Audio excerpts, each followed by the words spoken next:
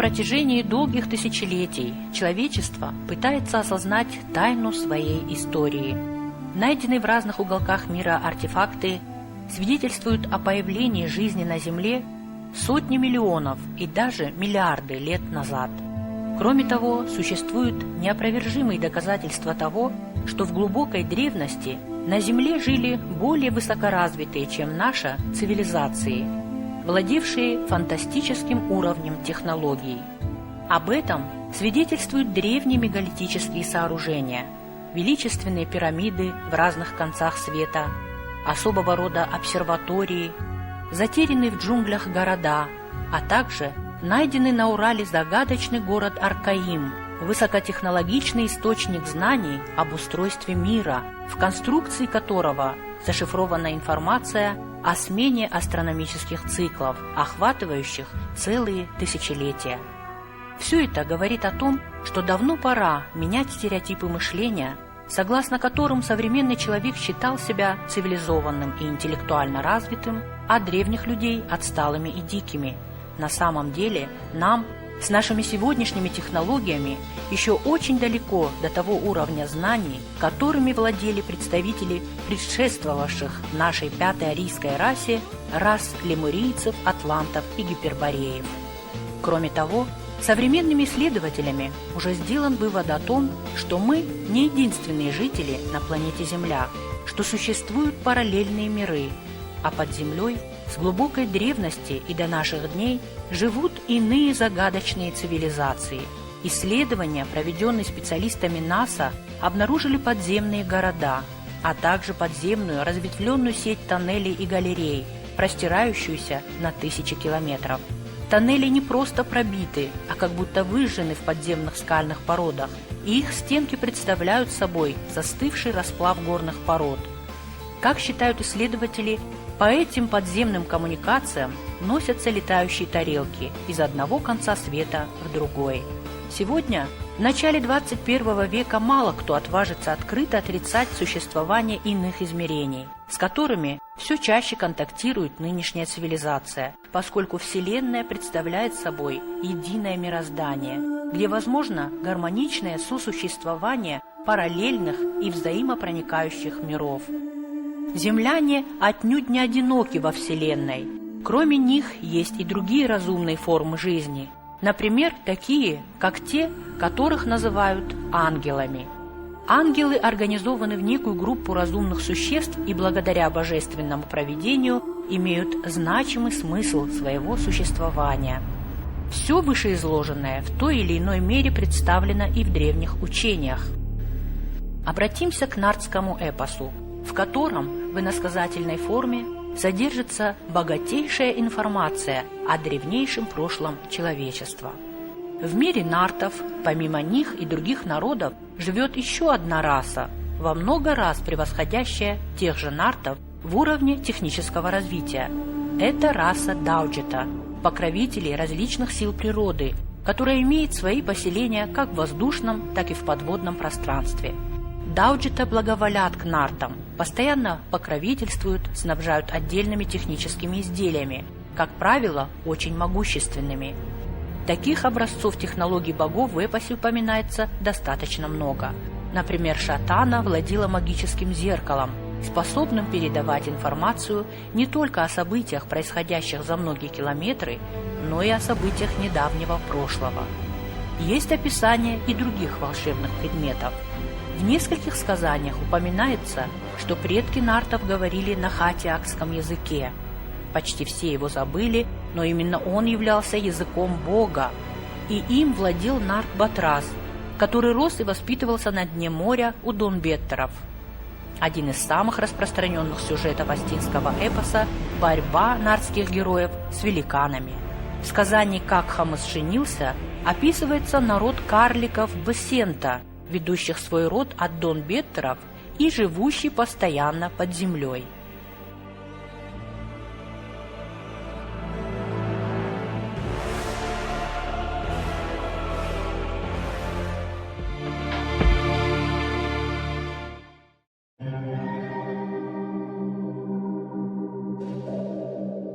Эти сведения перекликаются с данными современных исследователей далекого прошлого человечества. Вот что пишет историк и геолог Александр Калтыпин.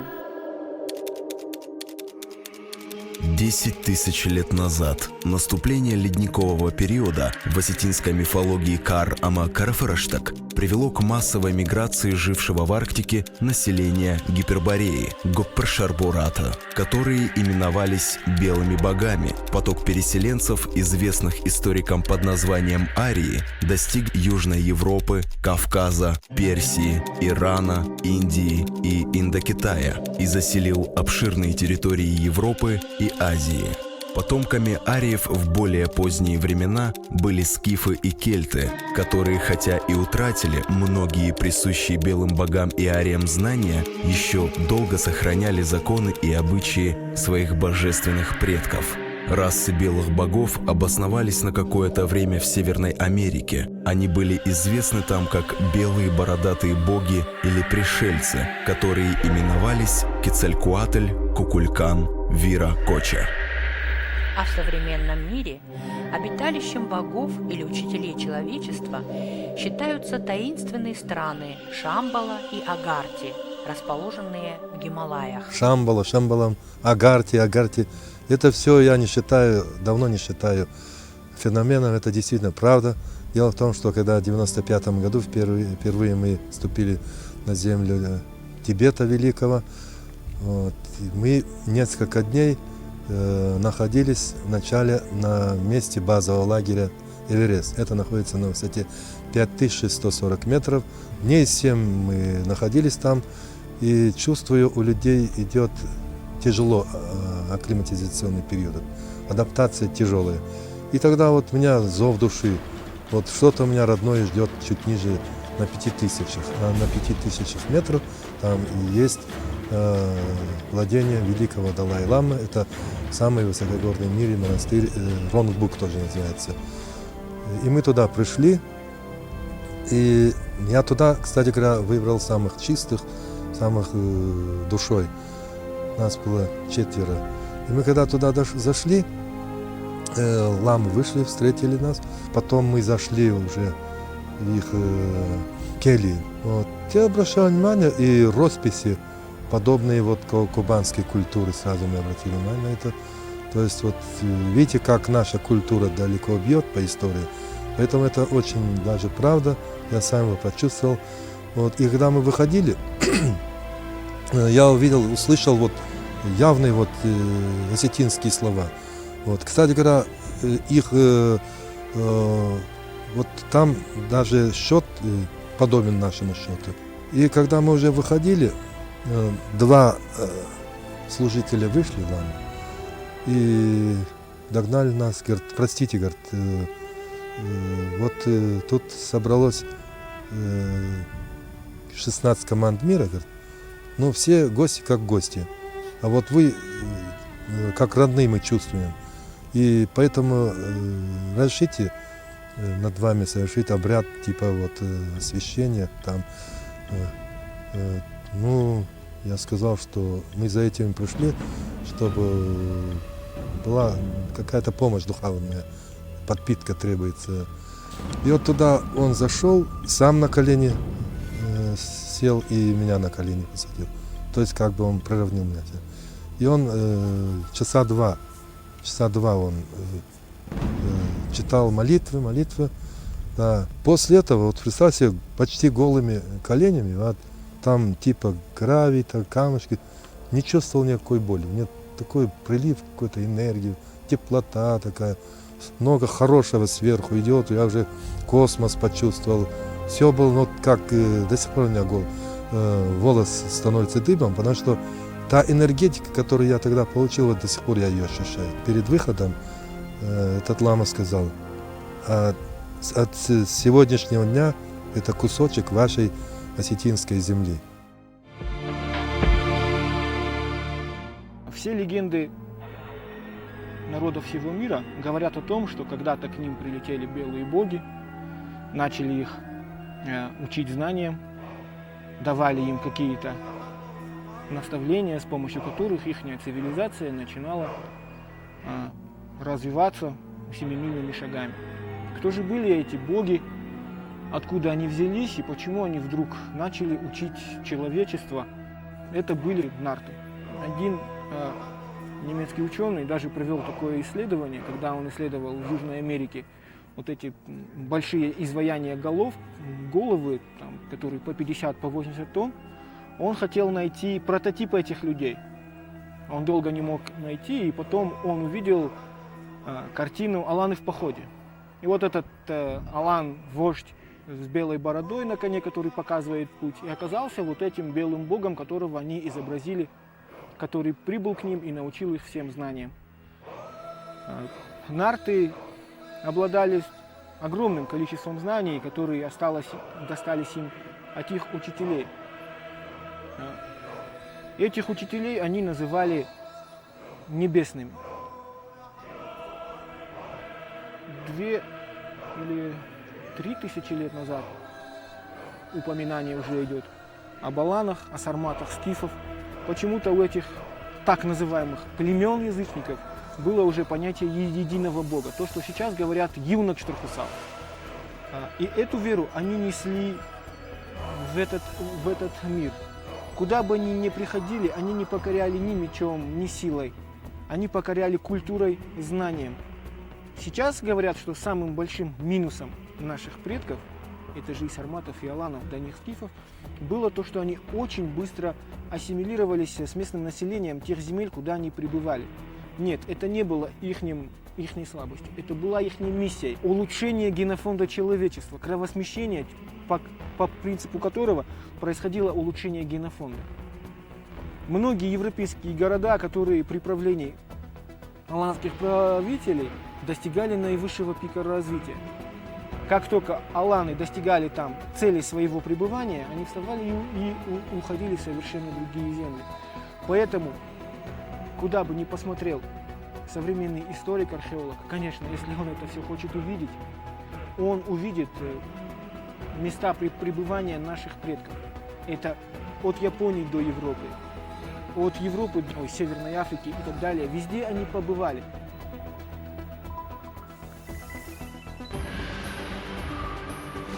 Вероятно, представители древнейшей расы атлантов, нарты, асы, скифы, сарматы и так далее преследовали единственную цель – подтянуть народы мира до своего духовно-социального уровня.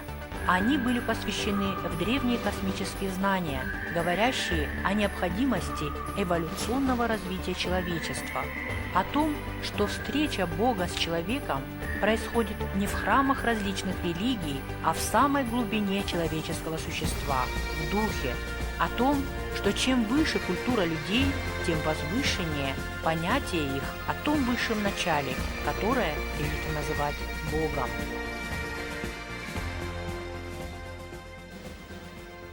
В доктрине Наарт то, что сейчас называют языческой религией нашего народа, то, что называют поклонением камням и так далее, это не религия, это было учение, в древности ее называли доктриной Наарт, а ее носители назывались нартами. Поэтому и пошло в миру название нарты. Это не вся часть, конечно, аланов, это определенная часть посвященных учителей, несущих свет. Их еще потом чуть позже начнут называть роксами. Я уже об этом слове как-то говорил. Рокс – это светлый. Человек, дающий свет, излучающий свет. Ихними последователями называли аорс. Чуть позже эти аорсы становятся воинами-хранителями, хранителями знаний из света наших предков. Аорс – это он этот, орс – светлый, просветленный. То есть он еще не учитель, но он уже приблизился к свету и несет свет. Конечно, не в той мере, как нарты. А нарты называли себя словом ахурганов. Они не называли себя нартами, они называли себя словом ахурганов. Что означает слово ахурганов? Он этот, хур, свет, знание, ганак делающий, дающий.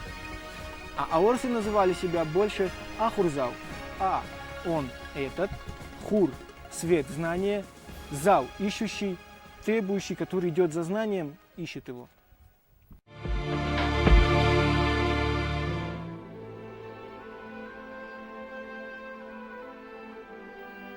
Нарты, асы, иры, скифы знали, что существует единый и неделимый Бог, который был, есть и будет. Он – мы в нем. Именно Он правит миром, вершит судьбами галактик, планет и людей. Его познать невозможно. Все сотворено Богом. Это знание и лежало в основе проповедуемой нартами-асами идеологии единобожия. Кроме того, социальная структура общества нартов-асов базировалась также на космических законах. Каждый человек общества свободен в использовании своих способностей. Отсутствует власть одних членов общины над другими. Все соблюдают принятые обществом нормы поведения и правила Ахдау в своих взаимоотношениях. Нарушение этих норм и правил считалось безнравственностью, невоспитанностью и осуждалось обществом как анахдау-зинат. Таким образом, в устанавливаемых жрецами нормах и правилах, называемых Ахдау Ама Авшарм, порядок и скромность, были растворены знания предков осетин. Никакие ритуалы не могли начинаться без обращения к Богу. У каждого рода и даже села были свои ангелы-хранители, святые, зуары, которым в определенное время и в определенном месте совершались жертвоприношения. Ир, ас, аланы, осетины не строили для себя церквей и иных подобных сооружений. Аланы, церкви и монастыри строили для других народов с целью приобщения их к религии единобожия. Поэтому сегодня, в условиях информационного многообразия, настало время преодоления религиозных антагонизмов, обеспечения религиозной глобализации на базе древней религии древних ариев, зашифрованной как в нартском эпосе, так и в традициях и в организации общественной жизни, исповедовавшейся осетинами и аланами с самых древнейших времен. Для реализации этой идеи необходимо желание каждого неравнодушного, ищущего, мыслящего осетина изучить великое наследие своего народа. Ведь чтобы найти свое место в мире, человек должен в душе своей вернуться к истокам, в самые заповедные уголки земли предков. Только там он сможет обрести путь к эволюции духа. В древние времена космические знания давались лишь самым чистым, высокодуховным людям, жрецам, посвященным. Сегодня божественные древние знания открыты для всех, кто хочет расширить свое сознание и способен вместить учение ариев в свое сердце. Герои нашего фильма – одни из них. Всех их объединяет глубокое сознание величия корней осетинского народа и желание служить своей древней земле.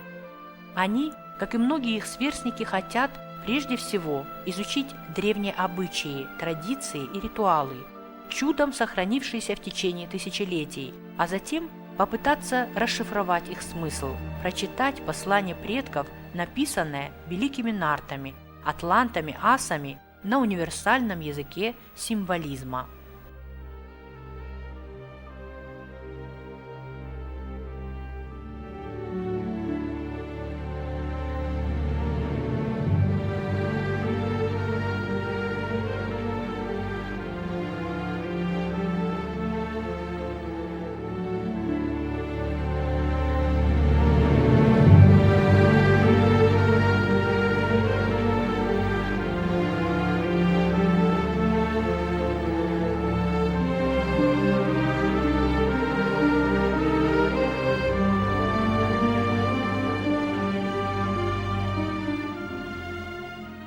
Осознание не придет вот сразу. Вот. Нет такого человека, который вот был сегодня простой человек, живет, а завтра проснулся уже осознанный. Не знаю, таких, наверное, не было. Или просто про них забыли. Поэтому осознанность приходит через обучение. Как я уже говорил, ахурзал. Или, как сейчас это на современный язык переводится, это ученик. То есть мы все ученики. Все мы стремимся к знанию, как к осознанию. У нас есть определенный свод законов, который также назывался фаче-на-фаче.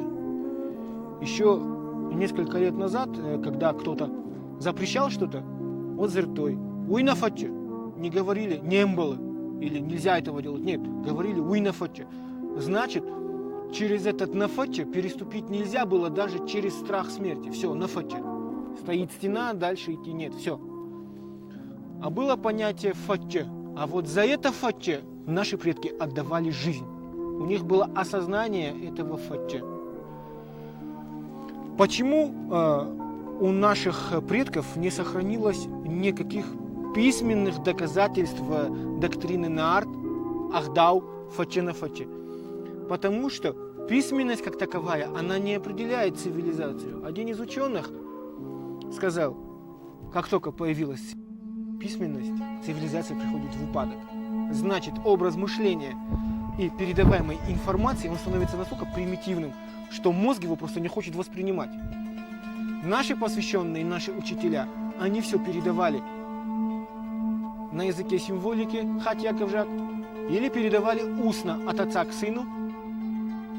Символика – это то, на что наши ученые должны обратить именно свой взор, скорее всего, будет правильнее сказать, свой взор обратить на эту символику, потому что она пропитана этим знанием. Именно с символики начнется, на мой взгляд, путь к осознанию. Обыденность. На столе лежат 3 пирога. Старший произносит молитву. Никто не задумывается. Или задумываются единицы. Почему именно 3 пирога? Почему именно в таком положении? Почему именно старший? Что же это такое, эти 3 пирога? И на что бы вот надо было обратить внимание? Круг когда-либо на планете Земля, во всех мифологиях всех народов означает вечность. Точка в середине – это начало или толчок к чему-то новому, к новой жизни, к новой галактике, к новому миру. Начало. Но возникает вопрос, а почему 3 круга? Они же находятся тоже в круге. Эманация единого Бога. Единый Бог. На всем протяжении истории нашего народа, с самых древних по сей день, нас сопровождает эманация единого Бога. Что сразу говорит о том, что мы никогда не были и не будем язычником. Мы обращаемся. Еунах Штрахусау Амбал Каманней. 3 круга. Высший мир, средний мир и нижний мир означал именно создание всего сущего или самого Создателя. Вот. В определенных случаях пекли треугольные пироги, треугольник. Треугольник во всех мифологиях мира всегда означал разум, не простой разум, высший разум.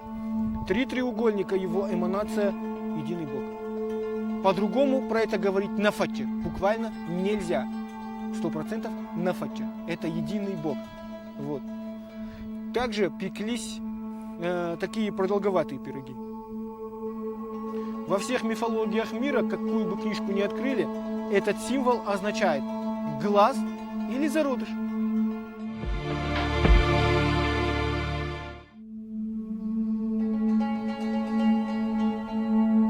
Великий энциклопедист Мэнли Холл писал: «Далеко смотрели посвященные древности.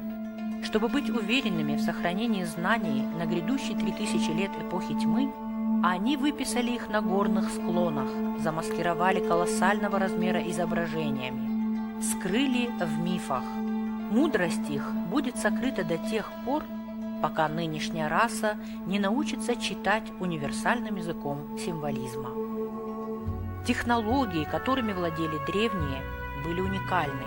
Сегодня во всех концах света ученые не могут найти объяснение способам построения древних пирамид, методом вытачивания колоссальных каменных блоков, колонн и колодцев, подземных тоннелей и городов. Потрясает воображение каменная кладка древних строителей. Подобную циклопическую кладку башен эпохи сарсиатов можно увидеть и почти во всех ущельях Осетии. Остается тайной и метод обработки камней, и оставленные на них петроглифы на стене древнего Ганаха в Трусовском ущелье. И еще Много-много посланий предков, записанных ими для нас, ждут своего часа в покинутых селах и ущельях.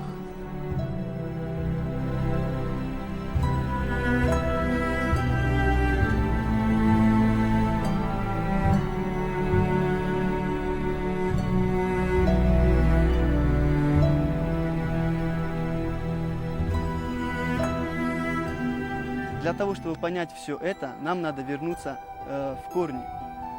Нам надо понять историю, чтобы вернуться к своим истокам. И для того, чтобы вернуть тот Ахдау, который у нас был с древних времен.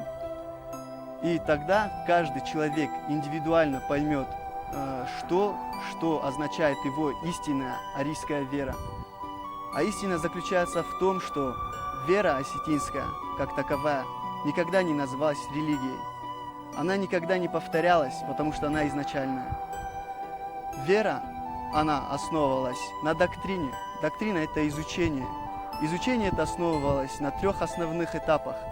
Это значит изучение строения космоса, строение человека и духа.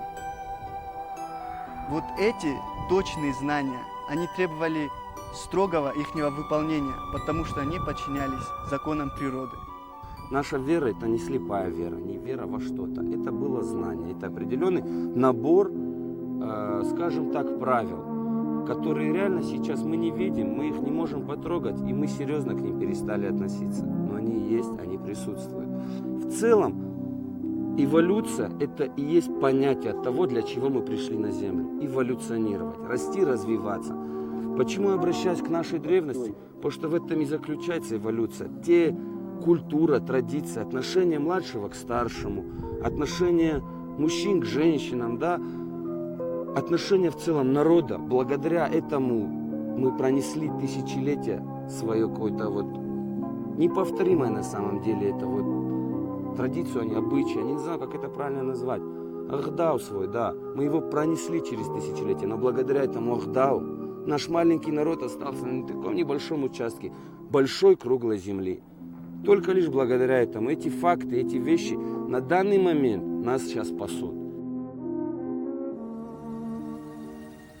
В преданиях восточных славян сохранилось представление о далекой южной стране, часто отождествляемой с раем, населенным богами, которую называли Ирий. Это слово на древнеиранском означает «арийская страна», и это же слово до сих пор является самоназванием современных осетин. Наверное, по воле высших сил до срока, до наступления сужденного времени, история Осетии должна была быть покрыта тайной и пребывать в забвении, иначе наследникам скифов и алан, и еще раньше нартов, атлантов, гиперборейцев просто не дали бы выжить физически в эпоху мрака и тьмы. На несколько сотен последних лет об аланах забыли, а осетин с ними не отождествляли. Как известно, Великая Алания была разгромлена войсками Тимура в начале 15 века. Часть равнинных жителей тогда погибла, другие были вынуждены покинуть свои земли, уходя на запад и восток. А современные горы Центрального Кавказа охраняли стоявшие насмерть в созданных ими на скальных крепостях, башнях и укреплениях несколько тысяч человек, оставшихся непокоренными. Те, кто не дал даже такому сильному, коварному и жестокому врагу, как хромоногий Тимур, проникнуть в святая святых и овладеть охраняемой ими тайной. Эти стойкие и могучие представители алан не только выжили в суровых условиях гор, но и благодаря своей изолированности от внешнего мира сумели сохранить великую доктрину ариев, содержащуюся в их кодексе чести, миропонимании, традициях, этикете, духовной культуре, в их Ахдауе. Им удалось пронести сквозь века в первозданном виде и бессмертный эпос нартов. Это был великий подвиг народа, вопреки всему сумевшего сохранить и свою самобытную веру, и свои обычаи, традиции и древние ритуалы. Если бы только знали те, кто называл осетин темным, забитым, отсталым народом, о том, кем он является на самом деле и какие великие знания охраняет. Сейчас настает время, когда должен упасть полог тайны, покрывающий удивительное прошлое осетин. Народа, который, словно птица Феникс, вновь должен восстать из пепла, имея в генах духовный стержень своих поистине божественных предков. Еще в 1922 году воин и посвященный Суслан Тимирханов писал: «Если бы знали мы, кем были наши предки и какие великие дела они совершали, мы бы с гордостью носили имя Ирона и не допускали ничего недостойного. Пора и нам, осетины, узнать свою историю». Подтверждением подобных выводов могут послужить и приведенные ниже цитаты. «Счастливы должны быть осетины, измеряя славные корни свои», утверждал известный художник, философ Николай Рерих. Еще более загадочно и интригующе звучат слова его соратницы и жены Елены Рерих, в 1933 году получившей информацию от Махатм и содержащуюся в ее письмах. Среди аланов пробуждайте сознание, что Кавказ есть третья вершина будущей эры. Пусть помнят, что их горы хранят талисман братства, что Кавказ несет в себе единую великую мечту огня. Почитание огненного мира можно находить среди еще неизвестных вершин. Аланы пусть помнят мое водительство, когда часть камня была заложена, чтобы в сужденный срок засиял магнит третьей вершины. Приведем и слова францисканского монаха Ранью Неро, который еще в XIV веке предрекал: «Религия огня и солнца в 21 веке познает победное шествие». А вот пророчество знаменитого средневекового врача и алхимика Парацельса, жившего в XV веке. Есть один народ, который Геродот называет гипербореями. Гипербореи познают и сильный упадок, и огромный расцвет. У них будет 3 падения и 3 возвышения. В этой самой стране гипербореев, о которой никто никогда не думал как о стране, в которой может случиться что-то великое, над униженными и отринутыми воссияет божественный свет с горы Гипербореев, и его увидят все жители земли. О мифическом народе древности гипербореях, как их называли греки, сегодня пишут очень много. В Заполярье, на Кольский полуостров, где до смещения полюсов Земли около 10 тысяч лет назад предположительно находилась Гиперборея, ежегодно отправляются научные экспедиции, публикуются многочисленные монографии. Российские ученые с воодушевлением доказывают, что это прародина русичей. В своей потрясающей книге «Три слезы Бога» наш соотечественник Слава Джанайте, занимающийся исследованием исторического и культурного наследия осетин, доказывает, что гипербореи – это нарты Гуппаршар-Бората, народ, близкий к богам и любимый ими. В тайной доктрине Блаватской есть доказательства того, что нарты, титаны, люди третьей коренной расы, обитали в Арктагее, следовательно, нартский эпос зародился в Гиперборее. Блаватская приводит слова Аполлодора из мифологии Кинга: «Золотые яблоки находились в Гиперборейской Атлантиде». И далее: «Они сеяли утром, жали в полдень и собирали плоды вечером». На севере, как известно, год разделен на 6 месяцев дня и 6 месяцев ночи. В нартском эпосе также сеяли утром, вечером собирали урожай, а в знаменитом Нартовском саду росла одна чудесная яблоня. Раскрывающиеся одни за другими тайны свидетельствуют о том, что именно осетинам суждено было сохранить древнее, некогда мировое учение, бытовавшее в индоевропейском обществе. В культуре и языке нашего народа сохранились важнейшие характеристики арийских племен и все общеиндоевропейские святыни, а история всего человечества, зашифрованная в мифах нартского эпоса, представляет наиболее достоверный источник из всех известных, ибо тексты были записаны в умах масс людей и прошли тысячи поколений. Фольклор творился в среде участников событий, а их цензура нетерпима ко лжи, которую вполне терпят письменные тексты авторов, всегда зависимых от обстоятельств.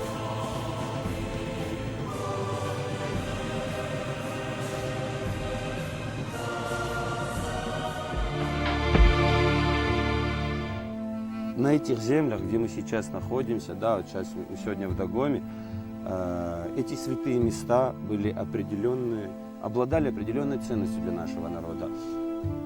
эти места были охраняемые всегда. То есть они защищались от сквернословия, от неуважения, непочета. Почему? Потому что на этих местах, на самом деле, более высокие, чтобы меня правильно поняли, наверное, более высокая связь с высшим нашим Богом, Юнок Штархусауна.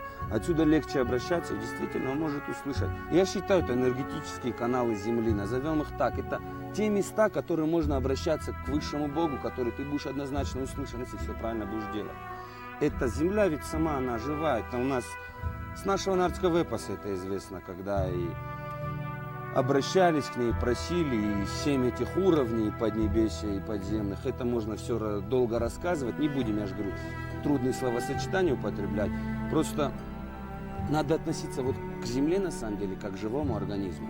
Вот этот живой организм имеет, как мы свои сотовые телефоны, он также может, грубо говоря, иметь свои радиоволны какие-то, через которые общаются. Эти волны мы называем каналами энергетическими. Эти святые места, не мы их пришли и назвали их святыми местами, не наши отцы, даже не деды наши. До них давным-давно и на протяжении тысячелетий они оставались такими. Если нанести на карту Осетии все святые места, в которых издревле молились осетины и их далекие предки, то она вся будет сиять светом божественного огня. Постоянное пребывание осетин в столь сакральной зоне способствовало росту их духовности. И сегодня близость святых мест призывает нас к более ответственному отношению к своему эволюционному росту. Ведь все дается Богом для совершенствования души, для работы над собой и приобретения конкретных качеств характера. И если человек тратит драгоценнейшее время земной жизни на развлечения, наслаждения и утехи, то это значит, что он прогуливает уроки земной школы.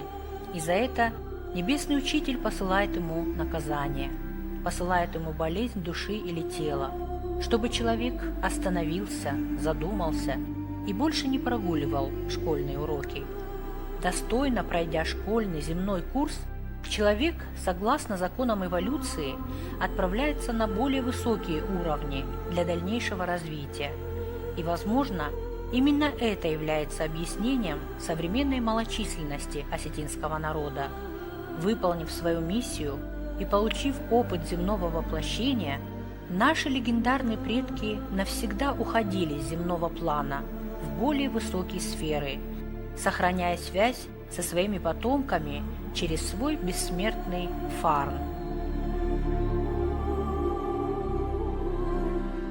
Возрождение нашего народа, возрождение Ахдау, возрождение нашей доктрины возложено теперь на каждом из нас. Каждый из вас должен обратить на это свой взор, открыть к этому свои сердца, и только в этом случае придет осознание. Многие говорят: я больше всего в жизни хочу, чтобы услышать эти знания и так далее. И тут возникает вопрос: а что ты сделал для того, чтобы услышать эти знания? Мы должны очиститься духовно, мы должны очиститься физически, мы должны быть готовыми принять эту информацию, это знание, принять фарн нартов, который наши предки, аланы, нарты, наши предки, сарматы, скифы несли в мир, несли для каждого народа. Они жертвовали собой ради этой цели. Ради них, ради ихней памяти. Мы должны воспрянуть, мы должны проснуться, мы должны обратить на это свой взор. Да поможет нам в этом Бог, и да пребудет с нами Фарн Нарт.